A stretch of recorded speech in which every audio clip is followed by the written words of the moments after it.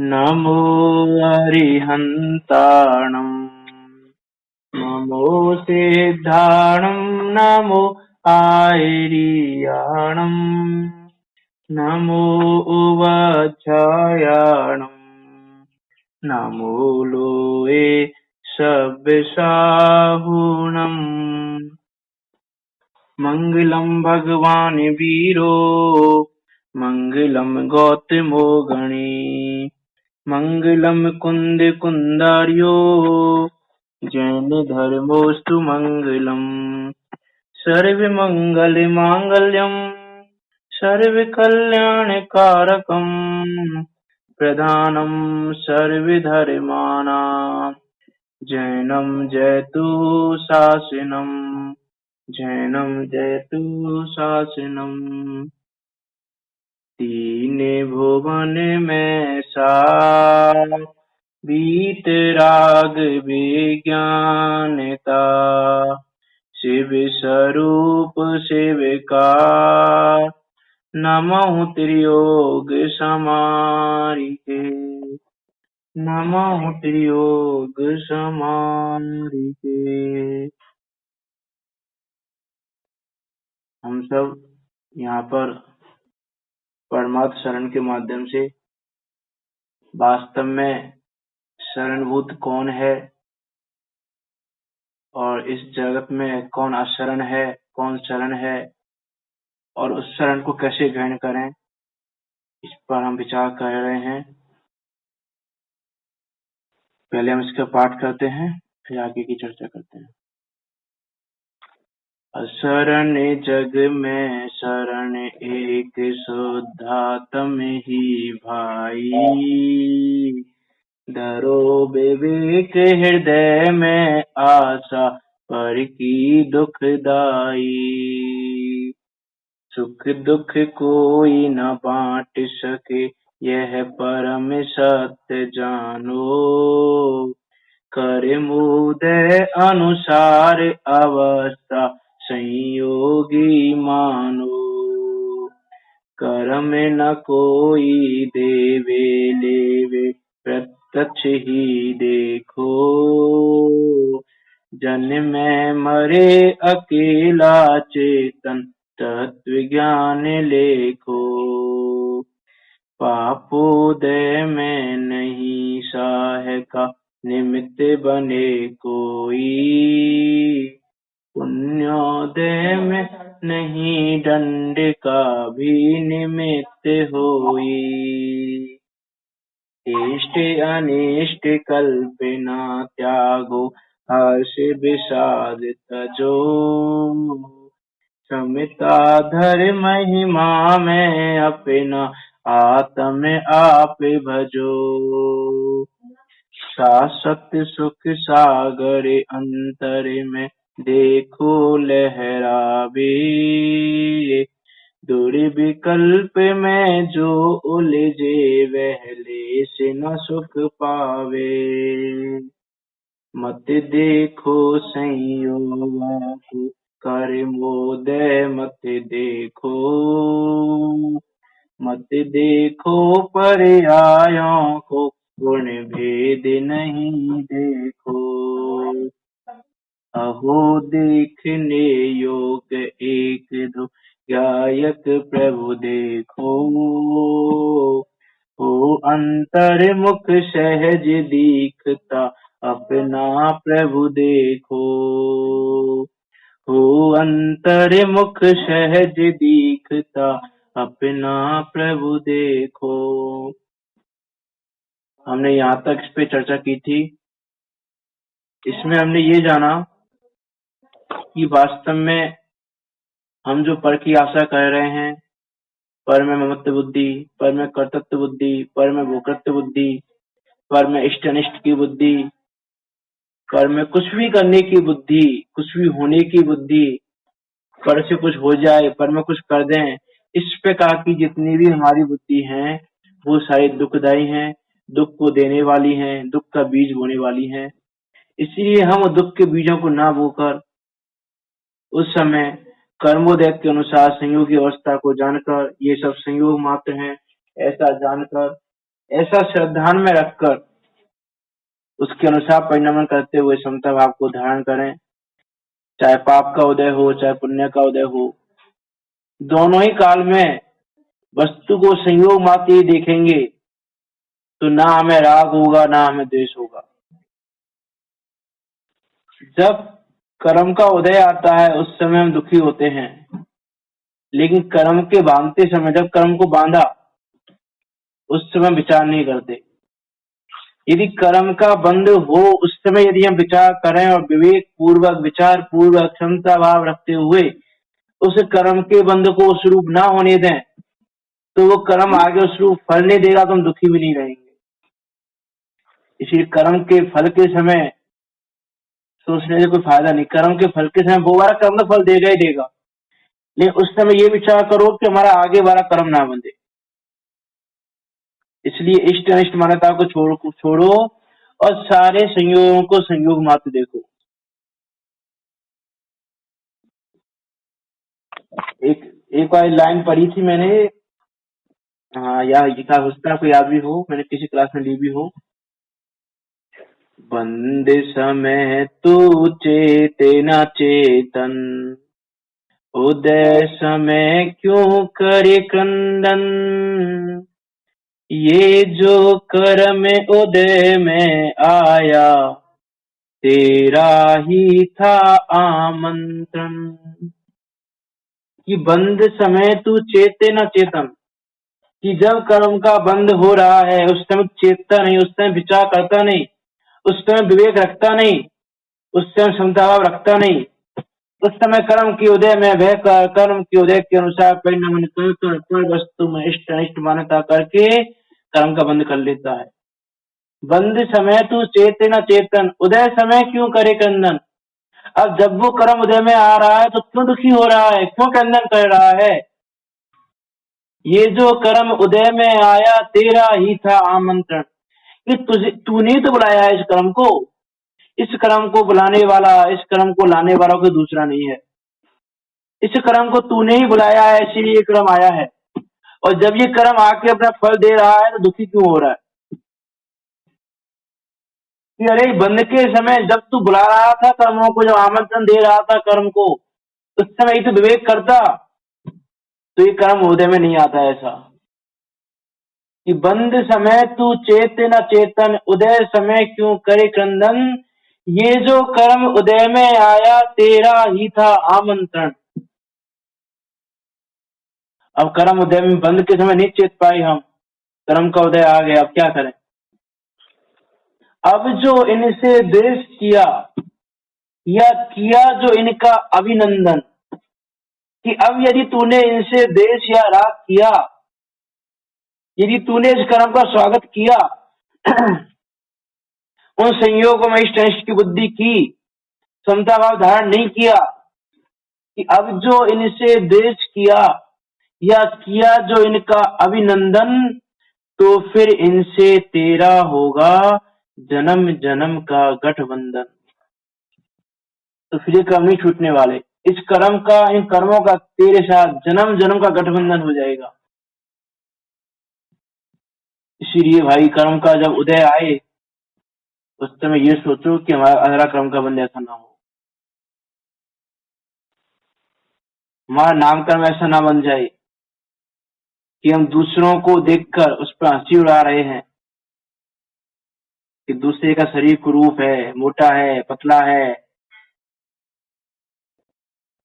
लंबा है, छोटा है, जैसा भी है, किसी का चपटा है, किसी का कैसा है, उसको देखकर हम उसकी हंसी उड़ा रहे हैं। तो ये विचार करें कि यदि हम उसकी हंसी उड़ा रहे हैं तो हमारा भी नामकर्म ऐसा बन जाएगा कि हमारी भी फिर अगले हमें कोई हंसी उड़ाएगा। इसीलिए कहा कि कर्मोदय के अनुसार संयोग जानो कि उसका शरीर ऐसा हुआ है। सब ये विचार करो कि इसने कैसा कर्म बांधा होगा कि इसको ऐसा शरीर मिला है। मुझसे ऐसा कर्म ना बन जाए कि मुझे ऐसा शरीर मिले, इसके फलस्वरूप उसकी हंसी ना उड़ा, वो दया का पात्र है। वो हंसी का पात्र नहीं है। तुम उसको हंसी का पात्र बना रहे हो तो क्या तुमको कोई हंसी का पात्र बनाएगा, तुम्हारी कोई हंसी उड़ाएगा। तुमको ऐसा शरीर मिलेगा।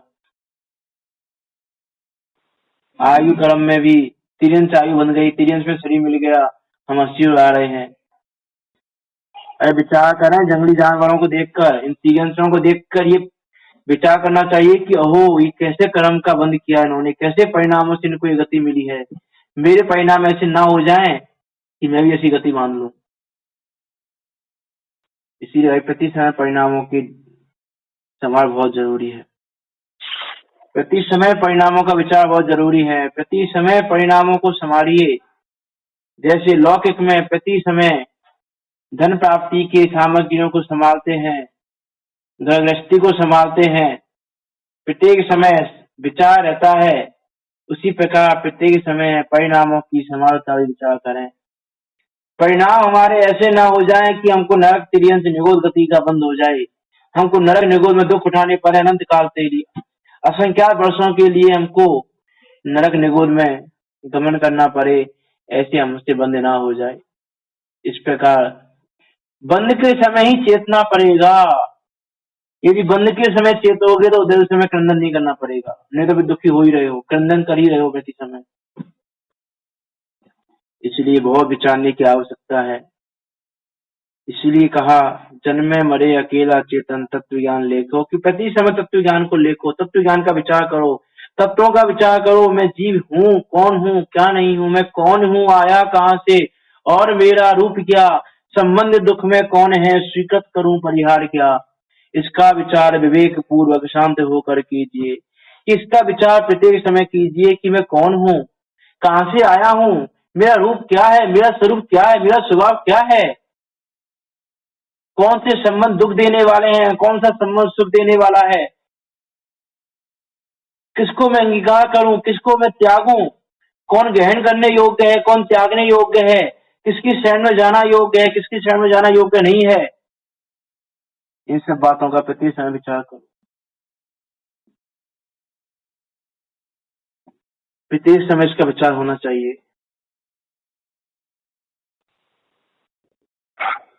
इसीलिए प्रत्येक समय आप इसका विचार करें। संसार का भरना अरे नर देह की यह हार है, नहीं एक क्षण तुझको अरे इसका विवेक विचार है। ये तुम्हारा संसार भर रहा है, ये तुम्हारी मनुष्य पर्याय को पाने की हार है। तुम मनुष्य पर्याय को पा के भी मनुष्य पर्याय से हार गए।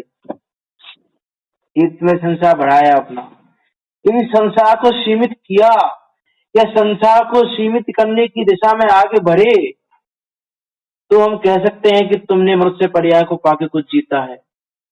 नहीं तो संसार का भरना अरे नर देह की ये हार है, नहीं एक क्षण मुझको अरे इसका विवेक विचार है। इसका हमको विवेक ही नहीं है, विचार ही नहीं करते हम, बस फ्लो में बहे जा रहे हैं। आज हमने कितना समय स्वाध्याय में दिया, कितना समय तत्व चिंतन में दिया, कितनी बार हमने अपने परिणामों को संवारा, कितनी बार हमने कसाय भावों को होने से रोका, कितनी बार हमने संता परिणाम धारण किए, कितनी बार हम अपने शुद्धात्मा के नजदीक आए, कितनी समय हमें शुद्धात्मा के समय दिया, कितना हमने अपने लिए समय दिया। इन सब बातों का विचार करना चाहिए। सोते समय जगते समय विचार करना चाहिए इन बातों का, कि अपने लिए समय नहीं दे रहे हैं तो मनुष्य पर्याय को पाके क्या कर रहे हैं। इसीलिए कहा कि अहो देखने योग्य एक, कि देखने योग्य यदि कुछ है तो ये गायक प्रभु है, ये शुद्धात्मा है, दो गुण पर्याय से अभिन्न है, द्रव्य गुण पर्यात्मक वस्तु है। ये शुद्धात्मा जो उत्पाद व द्रव्यमयी है, ऐसा ये शुद्धात्मा द्रव्य उस गायक प्रभु को, शुद्धात्मा को वही देखने योग्य है और वही देखना चाहिए, वही देखने योग्य है, वही जानने योग्य है, वही लीन होने योग्य है, उसी की शरण जाने योग्य है। हो अंतर्मुख सहज दीखता अपना प्रभु देखो, कि अंतर्मुख हो तो सही, अंतर्मुख हो गए तो अपना ये ज्ञायक प्रभु सहज दिखेगा, सहज रूप से, कुछ करना नहीं पड़ेगा उसके लिए, सहज रूप से ऑटोमेटिकली दिखेगा। लेकिन देखना पड़ेगा, अंतर्मुख होना पड़ेगा उसके लिए, उसके तत्वों का विचार करना पड़ेगा, क्षमता भाव को धारण करना पड़ेगा कि ज्ञेय के काल में भी उस ज्ञान को जानना पड़ेगा और ज्ञेयाकार को छोड़ के ज्ञानाकार को जानना पड़ेगा।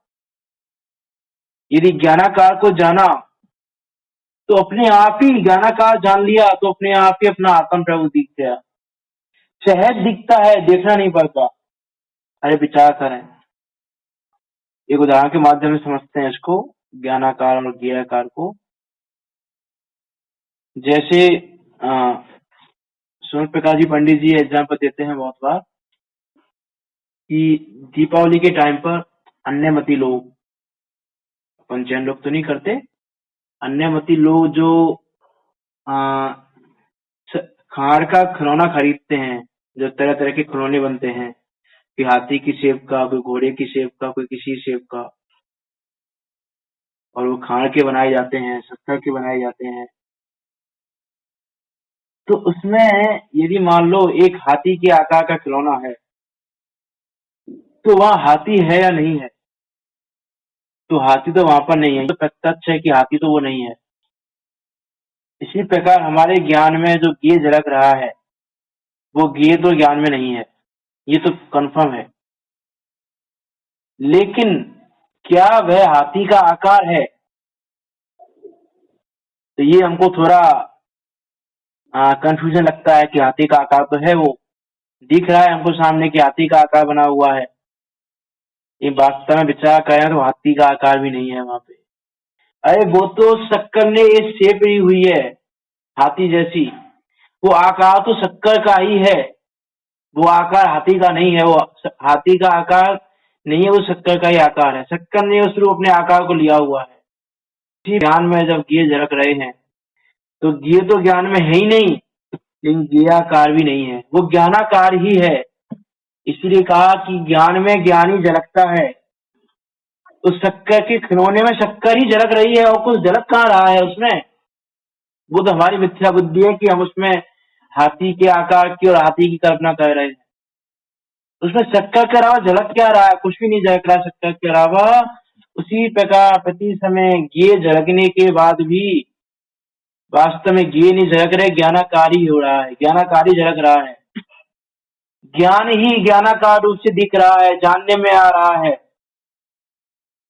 लेकिन हम उसको ज्ञेय और ज्ञेयाकार मान के उसमें भ्रमित हो जाते हैं और अपने राग द्वेष आदि खड़े कर लेते हैं। जैसे वहां पर कोई उसको हाथी का खिलौना समझकर, हाथी का आकार समझकर उसमें राग द्वेष खड़ा करे कि देखो कितना अच्छा हाथी बना है ये, इसकी टांगे कितनी अच्छी हैं, और द्वेष करने लग जाए कि देखो इसकी एक टांग छोटी बना दी, एक टांग बड़ी बना दी। इस प्रकार से यदि ज्ञेयाकार में जो फंसेगा उसके राग द्वेष खड़े होंगे। और यदि वो शक्कर का आकार है, शक्कर का ही आकार है, इसमें हाथी का कुछ है ही नहीं, तो ऐसा वो मानेगा तो उसको शक्कर रूपी देखेगा, तो राग द्वेष भी खड़े नहीं होंगे। इसी प्रकार प्रत्येक समय ज्ञेय झलकने के बाद भी यदि अंतर्मुख हो तो शुद्धात्मा, वो ज्ञानाकार, वो ज्ञान सहज दिखेगा, उसमें कुछ करना नहीं पड़ेगा, सहज रूप से दिखता है। हो अंतर्मुख सहज दिखता अपना प्रभु देखो। पहली बात तो देखने योग्य अपना ज्ञायक प्रभु है, और ज्ञायक प्रभु को देखने के लिए कुछ करना नहीं है, सहज रूप से दिखेगा। तो अंतर्मुख तो हो, एक बार अंतर्मुख होगे तो वो सहज रूप से अपने आप दिखेगा ही दिखेगा। उसको देखने के लिए कोई बड़ा भारी पुरुषार्थ नहीं करना है। सबसे सरल है इस पद को पाना, सबसे सरल है शुद्धात्म द्रव्य को देखना। यार जिस द्रव्य को नाक की जीभ भी नरक में देख पाते हैं, तो नरक में जी समय ग्रहण कर लेते हैं, तिर्यंश पर्याय में भी जो अपने शुद्धात्म तत्व को देख पाते हैं, तो शुद्धात्म तत्व को देखना कितना सरल होगा। लेकिन हमने उस सरल, उस इजी प्रोसेस को, उस इजी काम को बहुत टफ बना के रख दिया है। हम सोचते हैं कितना दुष्कर है ये काम, कितना कठिन है ये काम, हमको स्वाध्याय करना, स्वाध्याय में उपयोग लगाना, तत्व का विचार करना, शुद्धांत द्रव्य को देखना, शुद्धांत द्रव्य की अनुभूति करना, ये सारे काम बहुत दुखदायी लगते हैं, बहुत कठिन लगते हैं, दुष्कर लगते हैं कि बाकी काम करना इजी है, लेकिन बाकी काम तो भवितव्यता अनुसार स्वतः हो ही रहे हैं, फिर तुम कर क्या रहे हो। इसीलिए हो अंतर्मुख सहज दिखता, कि अंतर्मुख हो जाओ तुम तो, अंतर्मुख होकर यह ज्ञाया कि प्रभु अपने आप दिखेगा, सहज दिखेगा। इस प्रकार देखने योग्य ये एकमात्र शुद्धात्मा ही है, इसलिए इसी को देखने का हमको प्रति समय प्रयास करना चाहिए। जानने योग्य, श्रद्धा करने योग्य, लीन होने योग्य, सब ये शुद्धात्मा ही है, बाकी कोई भी नहीं है। अरे व्यवहार में पंच परमेष्टि को भी इस शुद्धात्मा की शरण में जाने के लिए शरणभूत कहा जाता है, कि शुद्धात्मा की शरण में नहीं जा रहे हो तो वास्तव में पंच परमेष्टि तुम्हारे लिए शरण नहीं है। कि पंच परमेष्टि के माध्यम से तुम शुद्धात्मा की शरण ग्रहण करो तो व्यवहार में उनको शरण कहा जाएगा, तो निश्चय के बिना व्यवहार नहीं होता, कि निश्चय से तुम्हारी शुद्धात्मा ही शरण है। यदि निश्चय ही नहीं है तो व्यवहार भी नहीं हो सकता, निश्चय के बिना व्यवहार नहीं होता, ये नियम है। इसीलिए शरण जाने योग्य शुद्धात्मा की शरण ग्रहण करनी चाहिए। देखत हो निहाल अहो निज परम प्रभु देखो, पाया लोकोत्तम जिन शासन आत्म प्रभु देखो। कि देखत हो निहाल अहो निज परम प्रभु देखो, जिसको देखने मात्र से जीव निहाल हो जाए,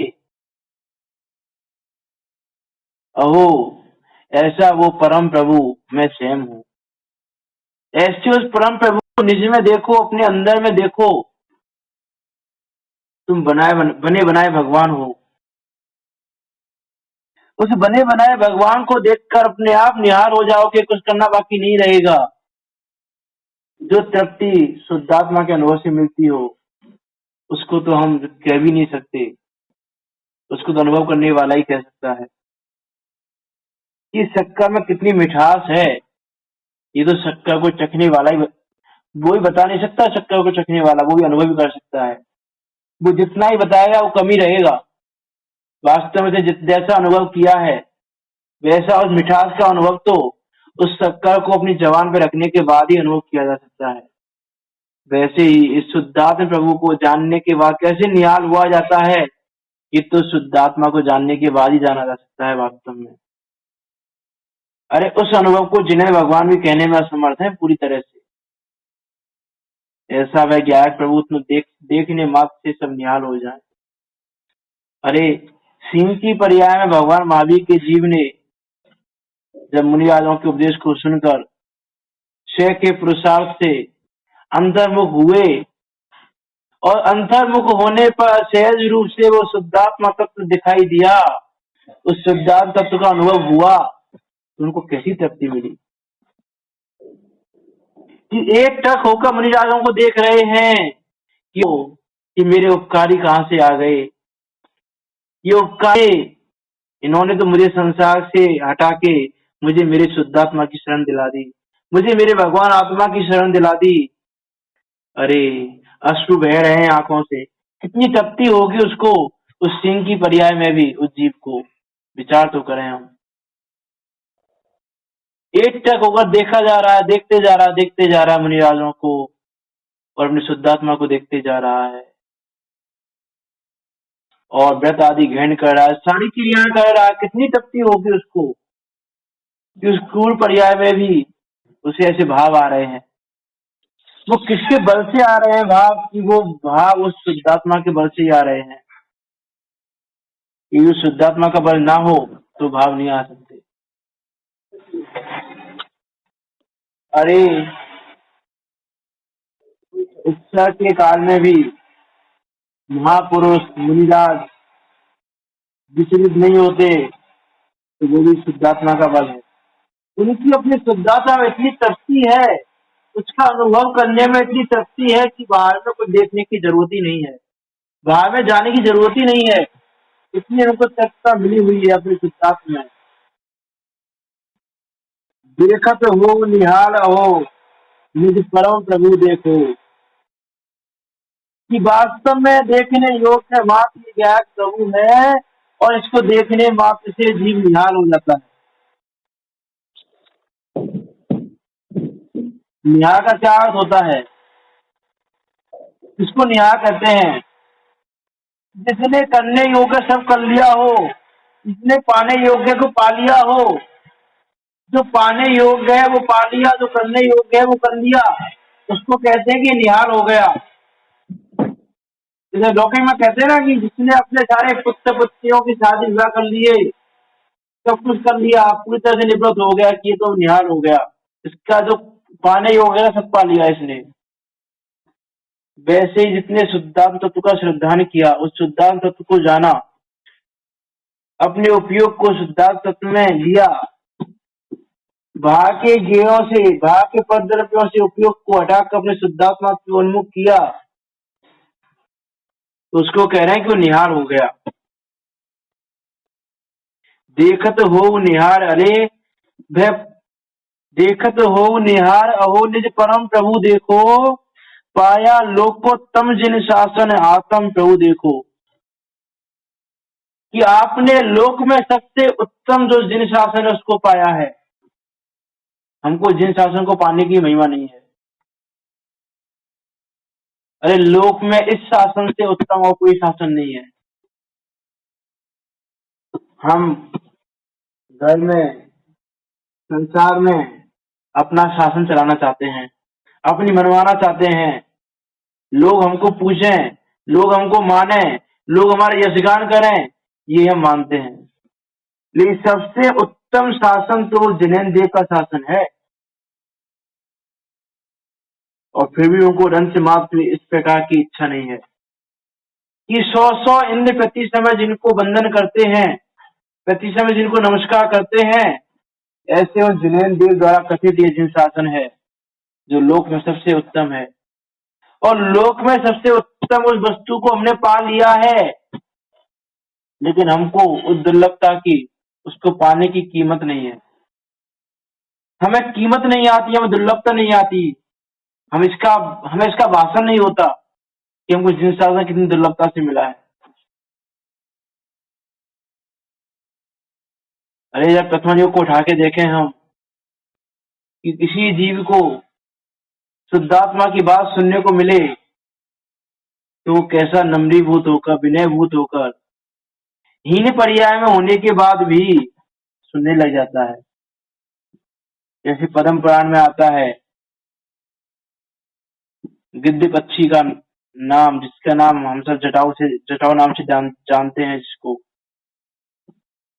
कि अरे दो मुनिराजों के उपदेश से जाति स्मरण होने पर अपने पूर्वों को जानकर, शुद्धात्मा की बात सुनकर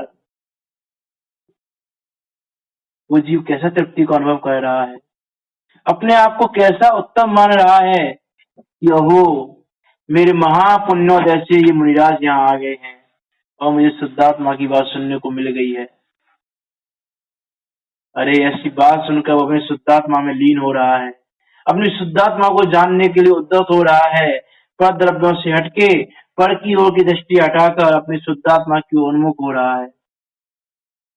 अरे जब जीव ऐसी हीन पर्याय में भी ऐसे उत्तम जिन शासन और शुद्धात्मा की बात को सुनने की दुर्लभता का भान कर सकता है, महिमा कर सकता है, तो हमको महिमा क्यों नहीं आती, हमको दुर्लभता भाषित क्यों नहीं होती कि अरे ये दुर्लभ पर्याय जो हमको मिली है, ये दुर्लभ जिन शासन हमको मिला है, यदि ये खो गया तो दोबारा मिलना बहुत कठिन है। पंडित दौलतराम जी ने 84 ढाल में कहा कि जैसे समुद्र में गिरा हुआ रत्न मिलना दुर्लभ है, कि समुद्र में यदि आपका रत्न गिर गया हो तो रत्न का पुनः मिलना दुर्लभ है। आप विचार करो कितनी दुर्लभता होगी पुनः मिलना, कि समुद्र में यदि आपका रत्न गिर गया हो तो कैसे मिलेगा वो, क्या मिलने का कुछ चांस है? पंडित दौलतराम जी ने कहा कि मनुष्य पर्याय को पाने का भी ऐसा ही है। यदि ये मनुष्य पर्याय तुमने खो दी तो मान लो तुमने उस समुद्र में अपने रत्न को खो दिया, ऐसे ही संसार रूपी समुद्र में तुम्हें रत्न मिला था मनुष्य पर्याय, इस मनुष्य पर्याय रूपी रत्न को तुमने संसार रूपी समुद्र में खो दिया तो दोबारा मिलना बहुत दुर्लभ है, दोबारा नहीं मिलेगा ये रत्न। इसीलिए ये मनुष्य पर्याय मिली है, ये दुर्लभ रत्न मिला है, दुर्लभ जिन शासन मिला है, जिन्हें देख के वचन मिले हैं, सोचने समझने विचारने की बुद्धि मिली है, क्षमता मिला है, इन सबको व्यर्थ नहीं जाने दें, ऐसा हमको प्रयास करना चाहिए। यदि ये व्यर्थ चले गए तो वास्तव में दोबारा मिलना बहुत कठिन है। जिनागम कथन आता है कि मनुष्य पर्याय तुमने खो दी तो मनुष्य पर्याय का मिलना भी बहुत बहुत बहुत दुर्लभ है। अरे विचार करें कि पंडित दौलत राम जी ने मनुष्य पर्याय मिलने की दुर्लभता उसी समुद्र में घिरे हुए रत्न से की है। तो जब मनुष्य पर्याय को पाना इतना दुर्लभ है तो मनुष्य पर्याय को पाने के बाद भी जिन शासन का पाना कितना दुर्लभ होगा,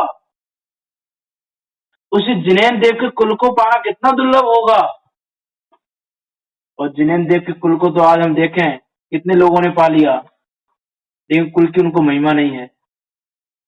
उसको पाकर भी सच्चे देवशास्त्र गुरु का स्वरूप भली भांति ख्याल में हो, वो कितना दुर्लभ है। तो सच्चे देवशास्त्र गुरु को समझने की, उनके स्वरूप को समझने की बुद्धि का मिलना कितना दुर्लभ है। तत्व विचार करने की, तत्व को सुनाने की, सुनाने वाले मिलने की, समझने की, इन सब चीजों का मिलना कितना दुर्लभ है, जो हमको सहज रूप से उपलब्ध हो गई है।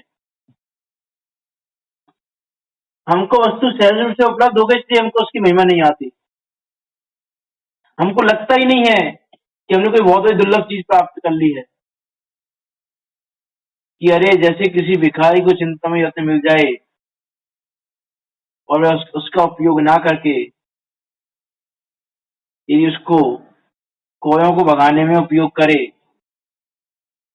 तो उसके अभाग्य की महिमा हम नहीं कर सकते। पंडित टोडरमल जी ने भी पहले अधिकार में लिखा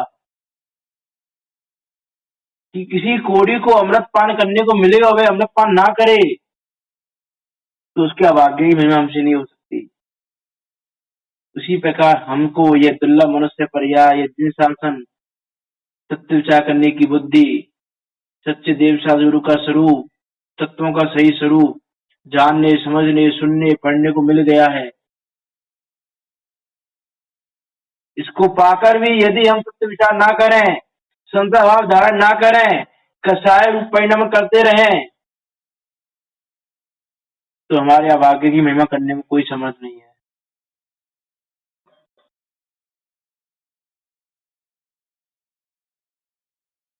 इसलिए हम विचार करें वास्तव में कि हमको कितनी दुर्लभ वस्तु मिली है। पाया लोक को तम जिन शासन, आत्म प्रभु देखो। कि अहो हमने ये लोक में सबसे उत्तम जिनेन देव का शासन पा लिया है, अब हम अपना आत्म प्रभु देखेंगे, बाकी और कुछ नहीं करेंगे।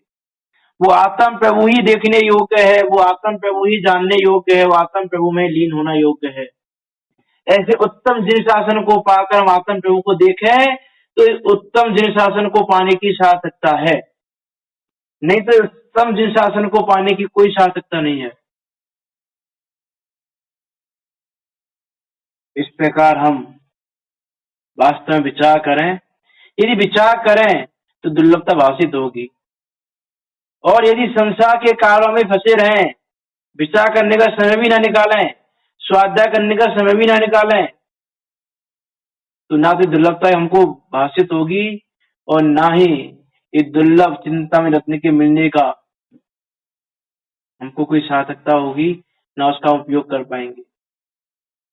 और एक दिन समय आने पर यह रत्न, ये चिंतामणि रत्न इस संसार रूपी समुद्र में कहाँ खो जाएगा हमको पता भी नहीं है।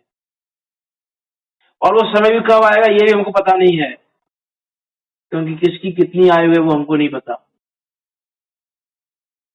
इसलिए ना आयु का भरोसा है, ना जीवन का भरोसा है, और ना दोबारा इस मनुष्य पर्याय को मिलने का भरोसा है। इसे जितना जल्दी हो उतना जल्दी ये कार्य करने जैसा है, उतना जल्दी ये कार्य करो, उसी में हमारा हित है। नहीं तो ये जीवन चला जाएगा और हम ऐसे ही फिर कोई पर्याय को पाकर उसमें दुखी होते रहेंगे। इसीलिए लोक में सबसे उत्तम जिन शासन को हमने पा लिया है, सबसे दुर्लभ पर्याय को हमने पा लिया है कि जिस पर्याय को पाने के लिए देव भी तरसते हैं। इस समय की मनुष्य पर्याय को पाने के लिए वो अपनी पूरी संपदा देने को तैयार है, सौधर्म इंद्र, लेकिन फिर भी उसको इस समय की मनुष्य पर्याय नहीं मिलती। तो ये मनुष्य पर्याय कितनी कीमती है, एक समय की मनुष्य पर्याय कितनी कीमती है।